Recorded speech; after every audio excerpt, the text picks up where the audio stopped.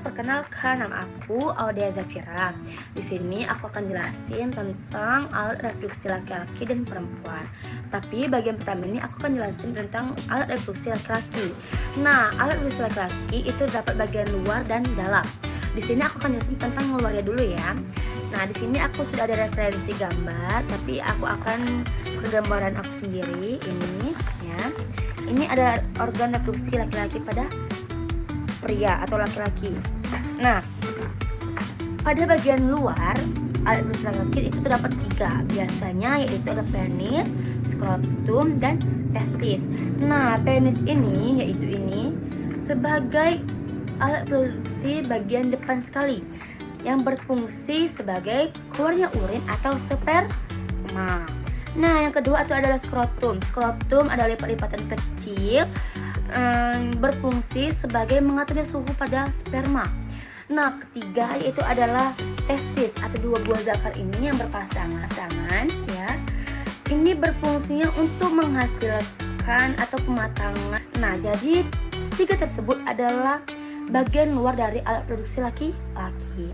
Nah, bagian dalam ini banyak. Ini sangat baik sekali. Ada epididymis, kelenjar Cooper, kelenjar prostat, vas deferens, uretra, vesicula seminalis. Tapi di sini aku akan jelasin di bagiannya sesuai 2 hal, yaitu ada bagian saluran yang aku jelasin itu saluran sperma. Terus aku jelasin tentang saluran reproduksinya. Jadi aku bagi 2 ya biar mudah dipahami. Nah, bagian saluran sperma yaitu diawali dengan epididymis. Jadi sperma itu akan melalui yaitu tahap pertama epididymis. Epididymis ini berada di sini. Nih, berada di kantung kecil ini guys, di tengah-tengahan. Nah, epididymis ini tempat awal perkembangannya sperma atau tempat sementara sperma berada. Nah, setelah itu sperma akan berjalan ke vas deferens. Nah, apa sih fungsi vas deferens ini?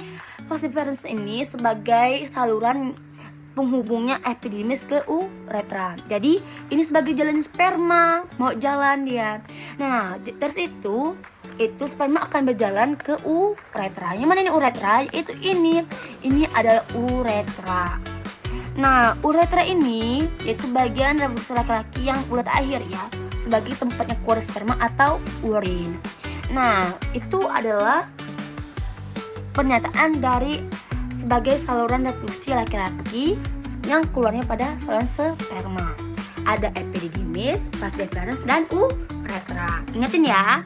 Nah, jadi di sini aku akan jelasin lagi tentang kelenjar reproduksi. Kelenjar reproduksi yaitu adalah salah satu cairan yang akan bersatu dengan sel sperma akan membentuk air mani. Nah, di sini aku akan jelasin tentang kelenjar reproduksinya ya. Terdapat 3, biasa itu vesicula seminalis, kelenjar prostat, dan kelenjar Cooper. Nah, pada vesicula seminalis itu adalah perkembangan zat-zat yang akan mengandung asam dan asam basa dan glukosa, biasanya di kantung kecil ini ya. Setelah itu yaitu kelenjar prostat. Kelenjar prostat itu cairan putih yang bersifat asam. Nah, di dalam kelenjar prostat ini terdapat saluran reproduksi yang biasanya itu akan mengandung energi ATP ya.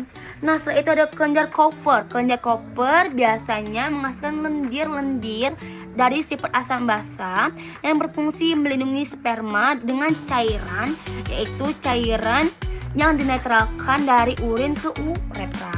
Nah, mungkin itu saja tentang reproduksi laki-laki bagian dalam luar. Di sini aku kasih kesimpulan bahwa reproduksi laki-laki bagian luar itu terdapat testis, penis, dan skrotum. Sedangkan bagian dalamnya terdapat epididymis, kelenjar Cooper, kelenjar prostat, vas deferens, vesicula seminalis, dan uretra. Nah, bagian itulah yang perlu kita hafali dan ingat di fungsinya. Sini aku akan jelasin tentang reproduksi wanita bagian luar dan dalam. Di sini yang pertama ada labia mayor. Labia mayor itu terdapat di bibir besar ya, berfungsi untuk melindungi organ reproduksi wanita bagian luar. Sedangkan labia minor atau bibir kecil terdapat dalam, biasanya untuk melindungi bagian dalam pada organ reproduksi wanita. Nah, terdapat klitoris ya. Klitoris sebagai alat rangsangan yang agak sensitif, biasanya terangsang pada hubungan seksual. Terdapat saraf-saraf ya. Setelah itu adanya vagina. Vagina rongga kecil yang biasanya tempat jalan keluar bayi, menstruasi dan sperma. Setelah itu uretra. Uretra ini tempat pembuangan air kecil atau urin. Nah, selanjutnya adalah bagian dalam dari reproduksi wanita, yaitu vagina, serviks, tuba fallopi, uretra, dan dah segitu aja. Nah, di sini aku akan jelas dari segi vagina. Vagina itu rongga kecil yang berotot ya. Di sini berfungsi sebagai masuknya bayi, keluar dari jalan bayi, menstruasi dan sperma. Nah, untuk serviks ini bagian celah antara rahim dan vagina. Biasanya serviks ini berfungsi sebagai masuknya sperma dan jalannya keluar menstruasi, dan bisa melebar di saat terjadi persalinan. Nah, setelah itu ada uterus atau rahim. Nah, uterus rahim ini tempat perkembangan janin atau sel bayi ya, sel telur. Nah, setelah itu ada tuba fallopi bagian sini. Tuba fallopi ini melekat pada buah pir ya, buah pir antara ovarium berdua ini. Biasanya tuba fallopi ini terjadi di saat sel telur akan masuk ke ovarium.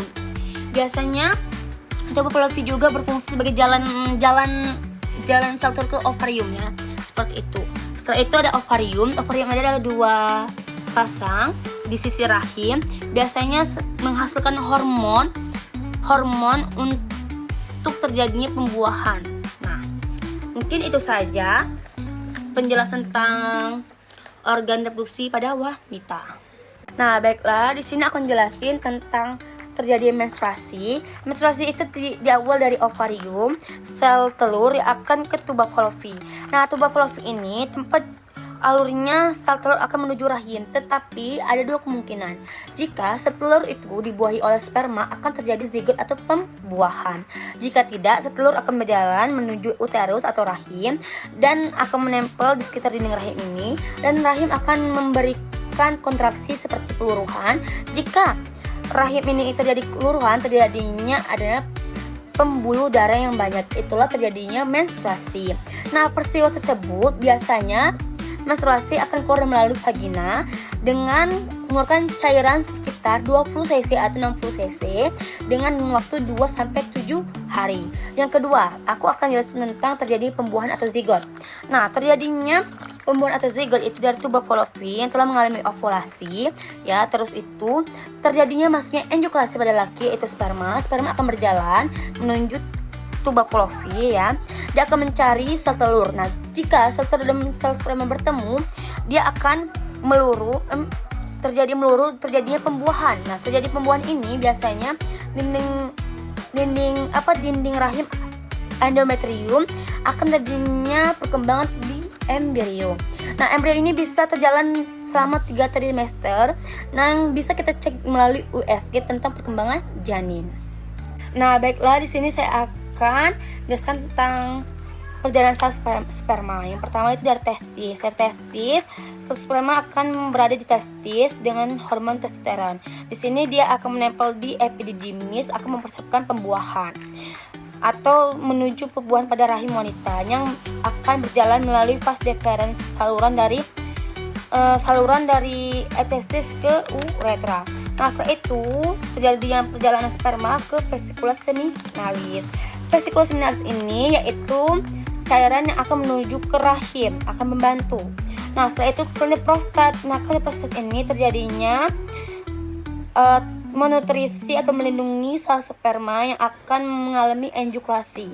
Nah, setelah itu ke kelenjar Cooper. Kelenjar Cooper yaitu cairan asam basa ya, terjadi asam basa yang akan mendatangkan keasaman seluruh sperma agar menciptakan kondisi yang kondusif bagi sperma tersebut.